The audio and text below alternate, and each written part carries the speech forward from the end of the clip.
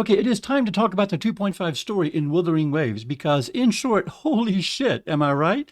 Let me start with my usual warning here. This is going to be a recap of the events in the 2.5 update of Wuthering Waves, Dreamcatchers in the Secret Gardens. It's going to contain spoilers, so if you have not yet played through the story, then for the love of God, go and do so now. And then once you've picked your jaw up off the floor, come back here and join me as we walk through this thing together.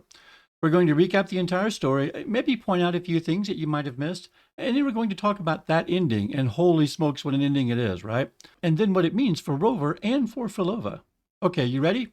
Let's do this. So our story picks up where 2.4's story left off. After having defeated Maya Threnodian, destroying the Sonoral Sphere that Christophoro was using to attempt to alter the course of Septimont and bring back the Threnodian and the Dark Tide. But interestingly enough, the clues were already there for us to pick up on as to what was coming next. Right now, if you go into your inventory and you open up the red book that Filova gave you, Christophoro's script, you will see that the very last segment describes a gem falling from Maya as the Threnodian was killed and her spirit was freed, and Filova retrieving said gem. And that gem, my friends, is the key to everything. So we get started with Abby and Rover throwing down some free food and drinks at the Solus Tavern when we get a gourd call from Black Shores with the latest report on Cardathia. Now remember, Cardathia was saying that she felt like she could still feel the Threnodian's presence within her, and more importantly, it seemed to be growing. So we promptly ship her off to the Black Shores for tests because supposedly they're the experts in this sort of thing. Black Shores doesn't really have much information, but Cardathia, who rudely just kind of steps right into the gourd call, informs us that she has sensed a sliver of the Leviathan's energy again. She's not sure where it is, but it appears to be located deep underwater somewhere south of the Black Shores. And just like that, without so much as a check please, we're off, taking a boat echo to the location reported. So we're at the location, just chilling, waiting for something to happen, when, lo and behold, something does in fact happen, as the Primus Fenrico comes rolling up on our location with a big-ass ship. Now, Fenrico is pretty cagey about why he's out here in the middle of the ocean as well. He's only saying that the Divine's power has returned from Septimont to Laguna, and he'll use it to reunite the people of Renacida. And we should actually join him, because it'll also put us against the Fraxidus, so, why not? But when we refuse, a big old storm blows up out of nowhere, and it's clear it's being summoned by Fenrico, who's literally dripping with Dark Tide energy. And he's like, well, I guess I'll just have to kill you. But no sooner have we been flung into the water when crimson chains shoot at us, all Hellraiser-like, through a portal and yank us through, and boom, just like that, we're in an underwater realm where apparently we can still breathe just fine, and our best pal and arch nemesis Filova is there as well, having apparently just saved us. So come to find out, the Threnodian's residual energy was bound up within a gem after Maya fell, and now pretty much everyone wants the gem. Rover wants it because, well, bad Threnodian energy is just bad. The Order wants it because the Primus is convinced that he can use the energy to bind together all of the people of Laguna, and it's clear that the Primus is already under the Threnodian's influence at this point. And Filova wants it because, well, we're going to get to that. But most importantly, she needs Rover's strength to help her get it. She's been injured by some previous events, and right now she's too weak to procure the gem on her own. So she proposes that the two of them work together. She will help Rover navigate the underwater abyss and work towards finding the gem if Rover will help her in return. The nearby laser wall drives home the fact that Rover can't just waltz around on her own down here, and so she agrees to help. And off we go. Filova sets out, leading us through the Fabricatorium. That's hard to say, by the way. We encounter a few of the Order's acolytes and defeat them handily, and Filova assures us that, well, they won't be getting up because they're already tainted by the Dark Tide. Now, it's unclear exactly where Filova is leading us, but what does become clear is that she's following a spirit, a reverberation frequency, if you will. What is surprising, though, is that when we encounter some Fraxidus, Filova is all too happy to help us defeat them. Filova says, well, they too are ensnared by discordant memories, and they're not to be spared. Now, it's an important moment, though, because we catch a glimpse of Filova's true nature. She's not indifferent to death. She's just been very close to it, so she feels life all the more keenly. We're not really sure what she's about at this time, so, on we go. It's only a short time later, though, that we get a flashback from Filova, as she's about to be struck by a tacit discord. And in this flashback, she's consoling a distraught and confused Leah, tended to by her husband Aeschylus. Rover looks equally torn, assuring Leah that she's found a way, and soon she'll be able to bring them all back. And here is where we get our first glimpse of what Filova is actually up to. Only in hindsight does the scene make complete sense. Filova has undergone a terrible tragedy, losing her entire village to some cataclysmic event. Using her forte's unique ability to manipulate and massage frequencies of both humans and tacit discords, she's created a sonorosphere of her own, the lost beyond, and held within it are the frequencies of all the people that she lost. She is trying in vain to bring them back to life, but her efforts fail, always resulting in the frequencies distorting, returning to tacit discords, like the one that just tried to kill her. She holds her hand, refusing to kill it, and Rover finishes it in the final second. When Rover notices that tacit discords shouldn't be here, she lies, saying that this is Fenrico's doing. But she knows that these are her tacit discords. A bit further in, and Frolova reveals what she has been leading us towards, a great undersea tower, the Lost Beyond. Or at least that's what she intends for it to be. It's a virtual world that will never know sorrow, sadness, or regret. But in order for her dream to be realized, she needs a bit of divine energy. You know, the kind that a Threnodian residual energy gem might just have. And now we know why Frolova wants the gem. But Fenrico has attempted to steal it from her already, and so she has sealed it deep within the tower. Now, though, her strength is gone, and she needs Rover's help to retrieve the gem before Fenrico can claim it. So, with all of that explained, we begin making our way towards the tower. By the way, here's where we encounter our first current ride. Oh my gosh, what a gorgeous and opulent way to do a transportation mechanic. It's pretty clear that Kuro's environment production team is just straight up flexing here, and you know what? I'm so here for that. We make our way further into the tower, encountering the Order's disciples, as well as some common echoes being born in a brooding chamber. We're still following Frolova's reverberation spirits, and as we progress, Frolova is increasingly disturbed by the voices that she hears in her head. And while it seems that these voices are from her past, they're not. They're actually current cries from the reverberations from inside the Lost Beyond. And what's truly disturbing is that the reverberations are self-aware. They know that they've died, and they beg for release, to be freed from their sonaural prison. That even though Frolova says that she's doing this for them, they beg her to take them with her and not to leave them behind. And it's here that you really start to catch real glimpses of Frolova's madness, her obsession. And then sometimes when she visits the Lost Beyond, though, it's as if she's out of time. The frequencies themselves act as if it's just another day in their life, goldfish swimming, oblivious about their bowl, while she is in the now, knowing what has come before and how she has failed them thus far. Frolova grows weaker as we travel and almost succumbs to her wounds, and we have a moment that is both tender and awkward, and Rover uses her arrow healing to heal Frolova, bringing her back from the brink of death from blood loss. Onward we go into the Fabricatorium, and finally we reach a point where we can go no further. The music composition, the orchestration necessary to continue forward, has been split into 3 component movements and then scattered about by Fenrico. We have 1, but 2 are still missing, and it is here that we are forcibly separated.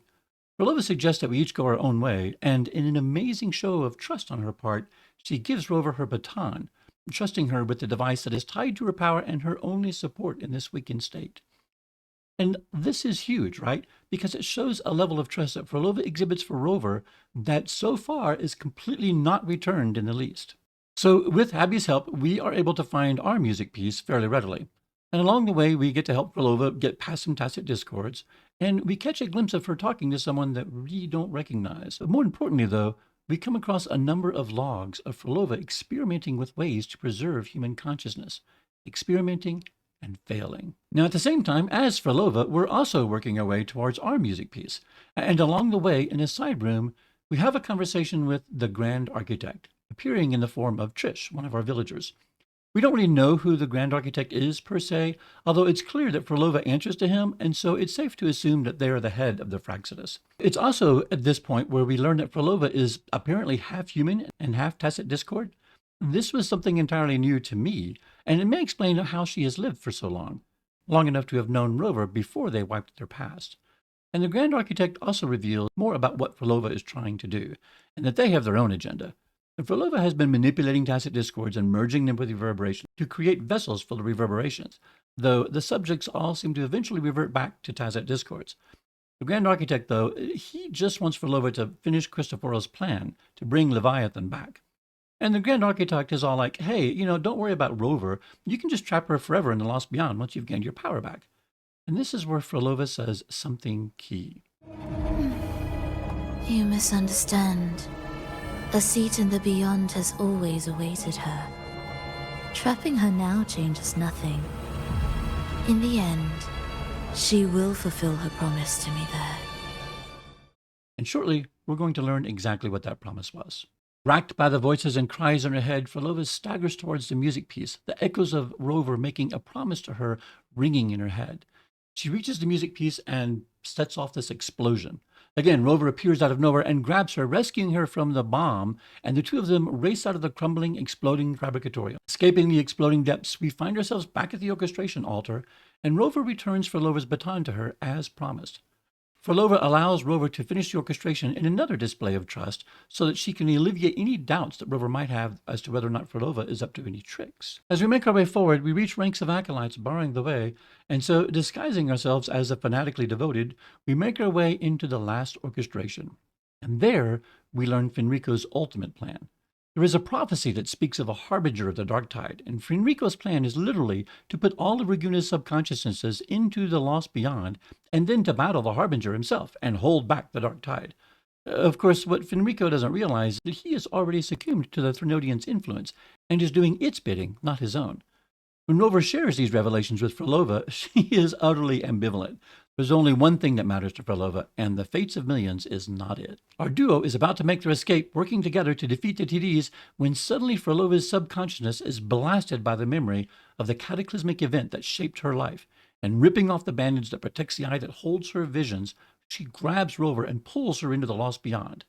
And it's here Rover sees and experiences fragments from Frolova's past. We see Frolova as she's about to leave the town, headed to the first concert on her tour, bringing the hopes and dreams and the violin that the town picked out for her with her.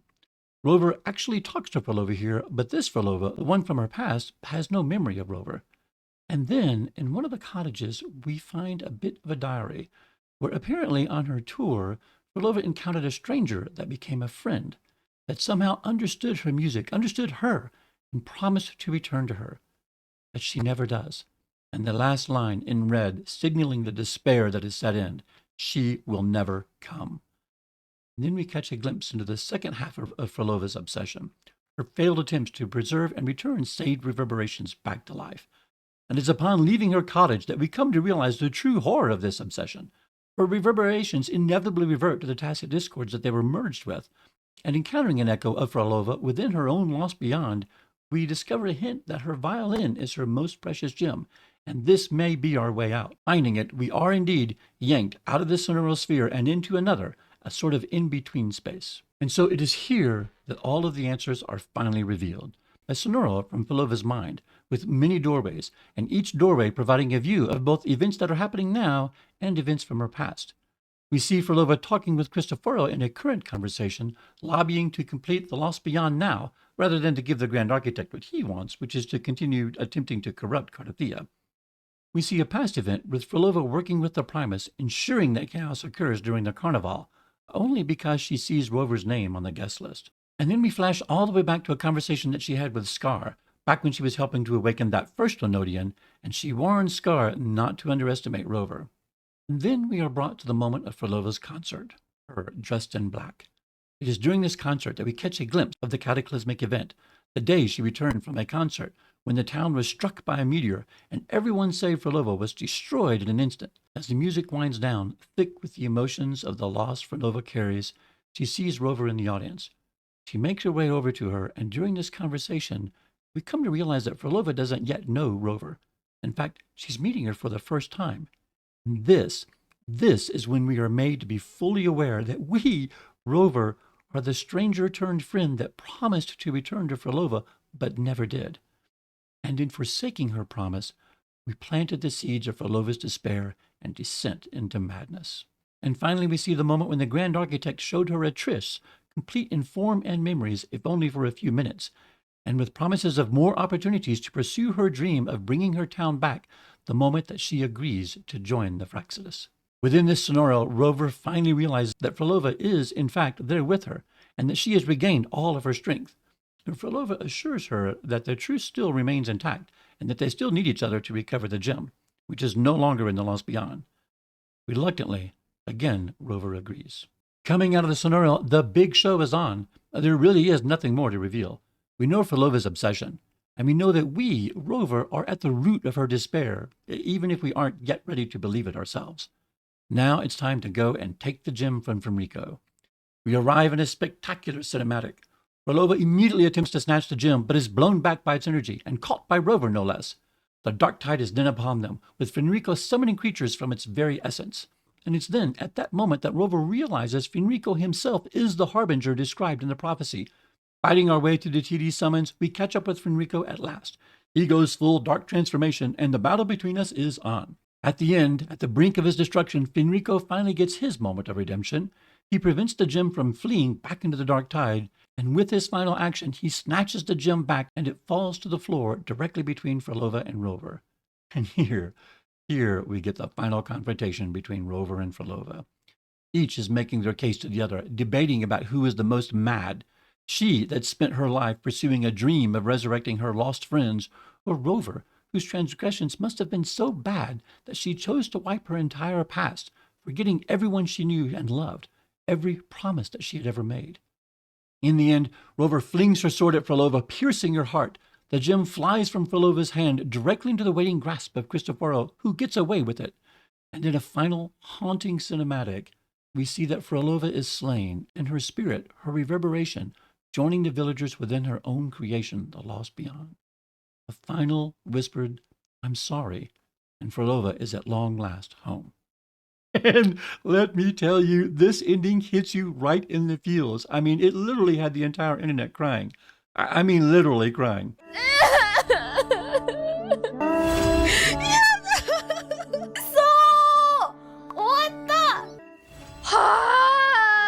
And here's the thing that really drove people mad. As Frolova's body descends into oblivion, Rover turns away and is like, "Okay, well, that's that. Now, what was it Fenrico was on about?" Like, the suddenness, the coldness with which Rover moves on from Frolova's death hits hard, and it made it seem like not only did Rover unapologetically kill Frolova, but put the nails in the coffin as well. From Fenrico, we hear the plans of the Frenodian. Soon it will gather strength to herd the people and drown them in a dark tide. And let me tell you, if the 2.6 story cinematic that Kuro just released is any indication, that appears to be exactly what's going to happen. With his dying words, Fenrico tells us that the source of the final confrontation will come from Septimat, and he dispatches us to go and deal with it. In a final cinematic, we see Frolova's reverberation entering the lost beyond. And you'd think there might be a final word between the two of them, some small amount of forgiveness, of understanding. Each of them separately looks back towards the other. But there is not. Frolova's spirit departs into the lost beyond. The story is over.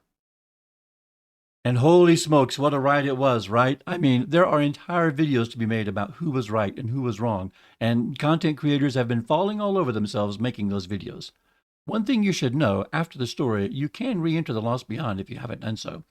There you will find Frolova's reverberation, and you can even talk to her. You'll even get the chance to play your rover sympathetic in their response, or not. And this may help to provide you with a bit of closure if the story did not. Okay, so what did you think? Was Frolova a mad woman obsessed with an unattainable goal that killed millions in her single-minded pursuit of insanity and ultimately got what was the only peace that she could ever achieve? Or was Rover a cold, unsympathetic foe who is more interested in judging others than taking the hard look at her own past? I'm dying to hear your thoughts. As for myself, I believe that Frolova wanted redemption from Rover, or at least an acknowledgement that she was in some way part responsible. Time and time again, we see Frolova place her trust in Rover, even beyond the point where she needed to, and Rover remains ever suspicious. She never tries to see inside her Frolova, although she's given every opportunity to do so. I think the ending was really the only way it could have ended between the two of them, with one of them dead. But I feel that only one of them has come to grips and holds themselves accountable for their actions. Also, for what it's worth, I don't think Frolova is dead. I believe that like every great fallen character in just about every piece of fiction, she will eventually return in both body and spirit. All right, that's going to do it for this recap and this episode of I'm Still Playing. Until next time, whatever you're playing, play hard. Cheers.